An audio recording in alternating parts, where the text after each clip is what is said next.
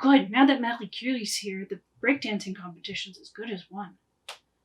Oh, hello. I didn't see you there. My name is Mandy, and I work for the Ottawa Public Library. Welcome to our weekly YouTube series, The Creators. Today, we're going to make soap-powered boats, and we're going to talk about surface tension. So, let's rev up our brains, put on our science pants, and get ready to experiment. Here's what you'll need.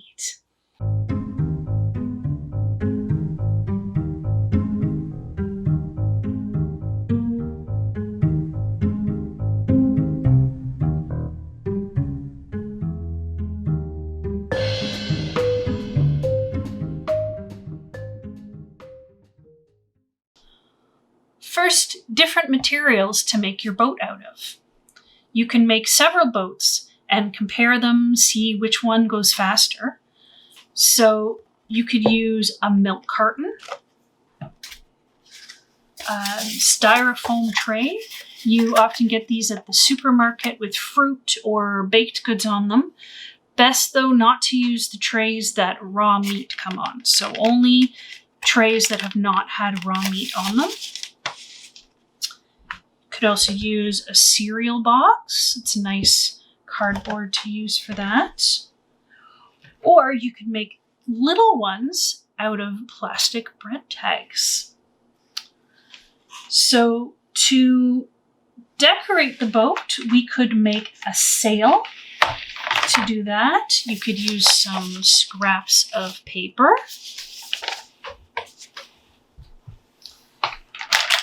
Some markers.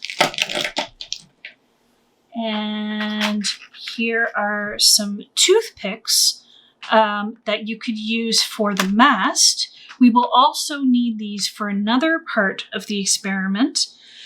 You could also use a cotton swab for that part. You'll also need some tape and scissors. And some adhesive putty, which is the kind of stuff that you use to put up posters on the wall instead of thumbtacks. Or you could use some modeling clay or plasticine. Finally, we will also need some dish soap, some water, and a tray or a large plastic container, or you could even do this in the bathtub or outside in a small pool if you wanted to.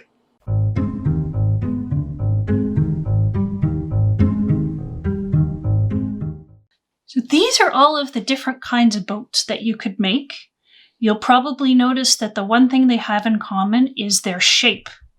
Now, the shape you want to cut out kind of looks like a little house with the door open. So pointed at the top and with a little notch cut out of the bottom. That is where we're going to put our soap. So this one is made out of our styrofoam tray. This is made out of a piece of laminated cardboard that was the backing actually for my toothpicks. This one is made out of our cereal box. This one out of the milk carton. And you can see this one I've made out of the bread tag. If you decide to do one with the bread tag, it might be a good idea to have an adult help you cut off the edge. It can be a little hard to cut through the plastic and it can get quite sharp. So best to have an adult help you with that. My favorite out of all of these is this one out of the foam that I've made into a pirate ship. So I'm going to show you how to make that one. We'll just move our other boats to the side over here. There we go. So we'll get out our foam. And then we have our toothpicks, our plasticine, and what we'll start with, we'll get our scissors. And we'll cut out our shape. And again, if you're having trouble cutting this, always great to have an adult come and help you out.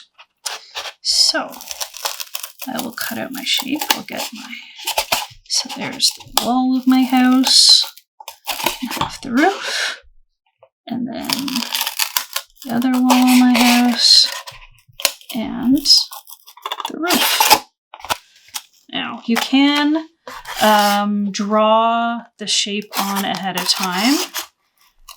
You maybe remember from the bookmark video, I often just go ahead and cut it out and fix it later if I need to. It's also hard with this, since the foam is a dark color, to cut that out. So, and there we go. I've made it kind of crooked. So I will go ahead and maybe fix that a bit. Oh, I made it worse. It's fine. It's fine. It's a pirate boat, so it's going to be a little rough. So we're going to cut off that bit there. So this one's a little smaller than the other. And then very important, we're going to cut this little notch at the top to put this open. There we go. So that is the basic boat. Now, next part is I'm going to take, now these that I have here, they're not actually toothpicks. They're little bamboo skewers. It would probably be easier for you if you used a toothpick because they're not so tall. I think what I'm going to have to do is cut this in half. So again, if you end up having to cut something in half like this, probably good to have an adult help you out with that. Okay, so I'm just going to cut it right there. The other half has flown away. I will find that later. So now we have our mast for our boat. So I'm going to make the sail. I'm just going to use some of this plain white paper, but you can make your sail any color you like. So I have a little ragged edge here. I wonder if you can guess. Can you guys guess what that is from? That's right. It's from the teeth from our monster bookmark. So it's great when you have scrap paper, you have supplies left over from one project, and you can use them in another one. And that's the eyes from our monster bookmark. Very good. You spotted that too. So I'm going to use that rough edge you can see on the one that I made before for my sail. So we don't want to make the sail too big though, because it's just a little boat. So we'll do, yeah, just like that. There we go. There we are. It's our little ragged sail there. And I'm going to make our little skull and crossbones flag. So this is called a Jolly Roger, this flag. And to draw my little skull, we've got the round part at the top. And then his jaw, like that. And then we'll make his eyes. There we go. And a little triangle nose. And then we'll draw his teeth. So a line across there. And his teeth like that. Then we need to draw the little crossbones. Like this.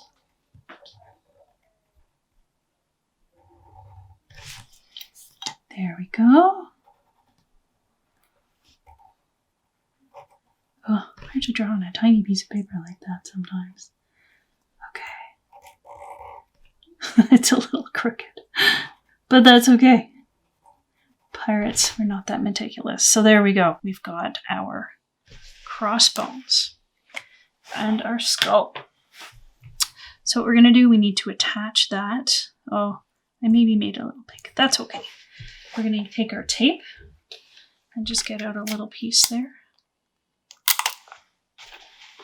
And put that on the edge of the flag. And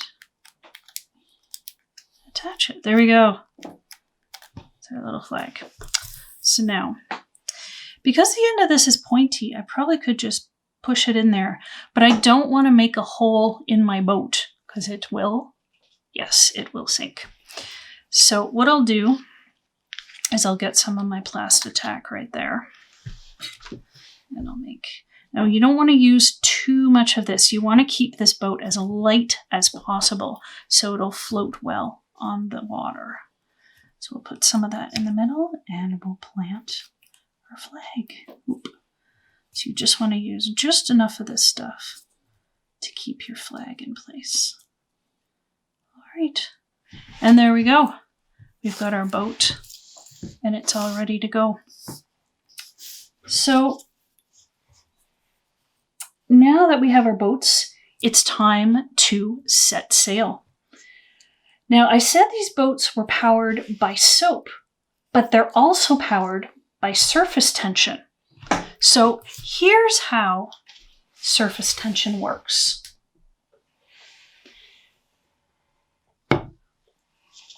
Water molecules, which we talked about a bit last week when we were making our ice cream, tend to stick to one another.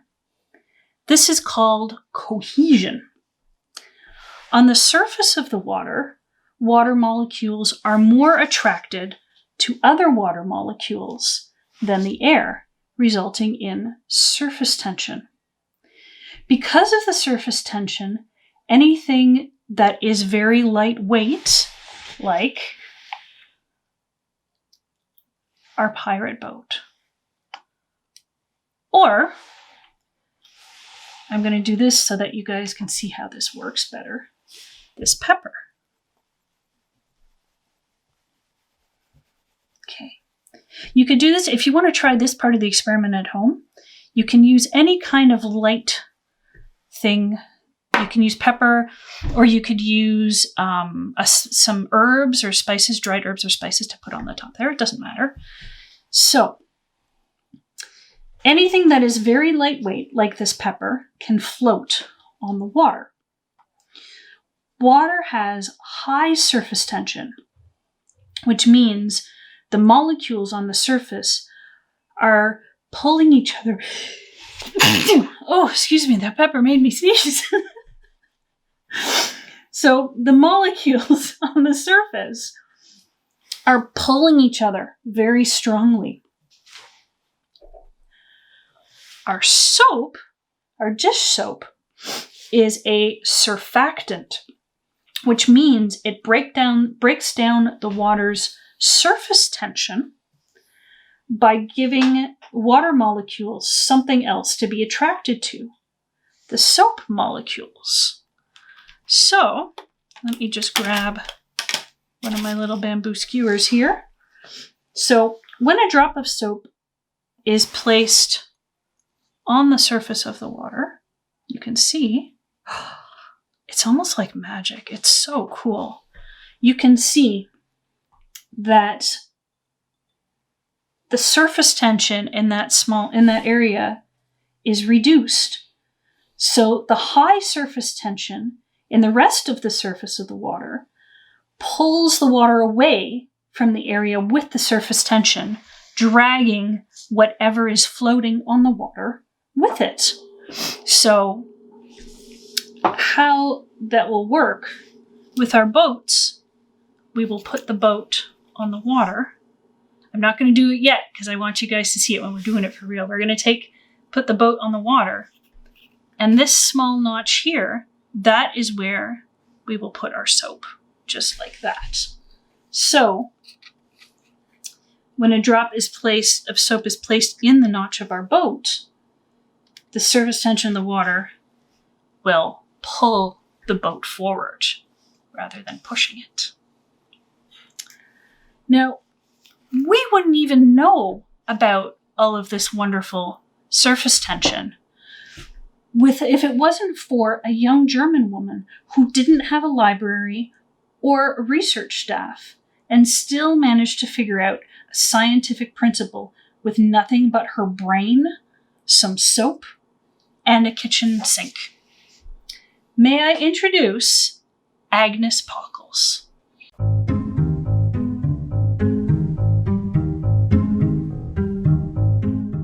Born in 1862 in Venice, Italy, but raised in Braunschweig, Germany, Agnes was always interested in physics and chemistry, but she wasn't allowed to study at the university because, back then, only men were allowed. Her younger brother, who did get to go away to school, encouraged her to stay interested in science by sending textbooks home for her to read.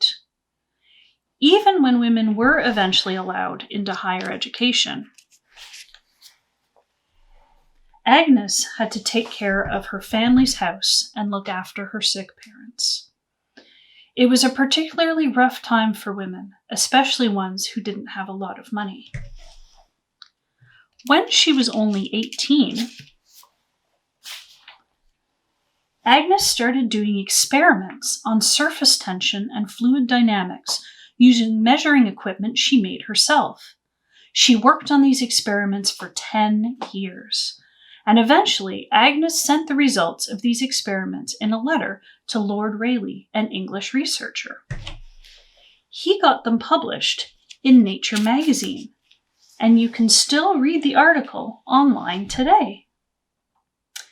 This got her interested to do more research. She went on to study other theories as well, publishing her results in Nature and other science magazines. But she was never able to do science full-time because of her sick parents, money problems, and the way women were treated at the time.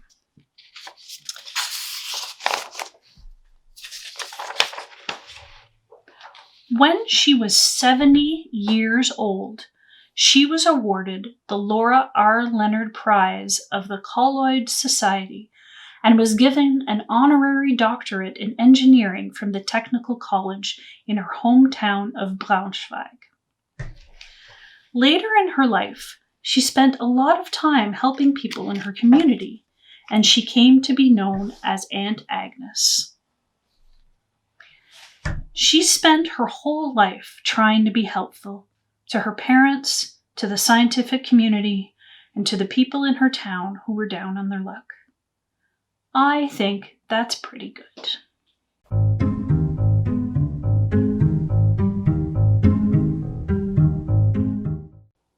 Sorry, I got distracted by an awesome scientist. Now, back to the boat race.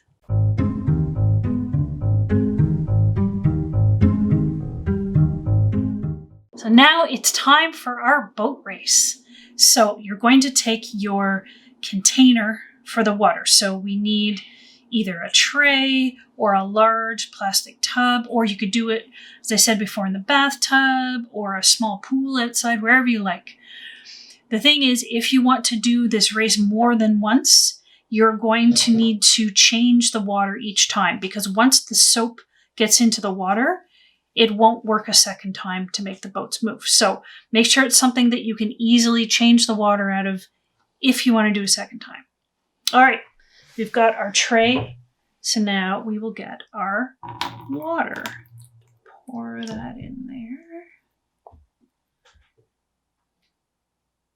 There we go. Our tray of water. And so I'm going to race 2 of my boats.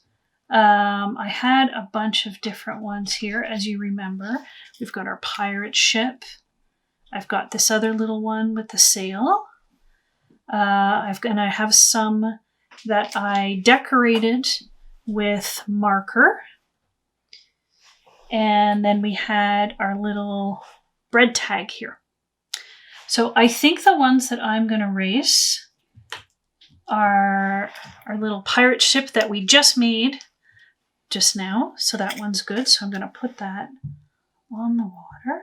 There we go. And then, so we'll try one with a sail and one without a sail. So we got that one there. Trying to keep them still. And then that one. Boop. Right there. So, what we need next is our toothpick and our soap. So let's move these guys back to the starting line here. And actually what I'm going to try to do is put soap on both of them at the same time. Now this is easier if you have more than one person. So this would be a great fun thing to do with your friends. You each make your own boat and then race it. So you could do more than 2 boats if you wanted to. So I've got my 2 toothpicks. I'm going to dip them in some soap. Oh, it won't stay. Darn you, surface tension. Okay, there we go.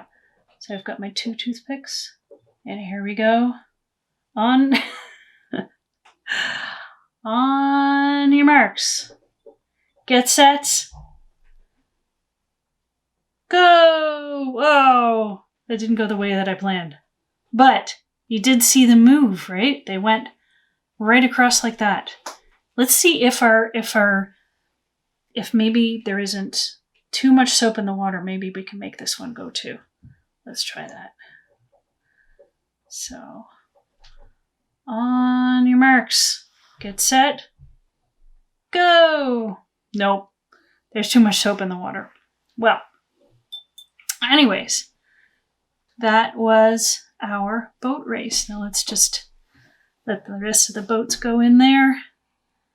We'll have a little regatta.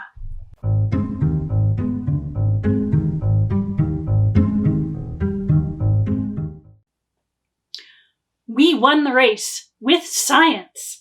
I hope you all had fun making boats today and learning about surface tension. Tune in next week for a great French creators video, and I'll see you in 2 weeks. Until then, stay soapy and keep experimenting.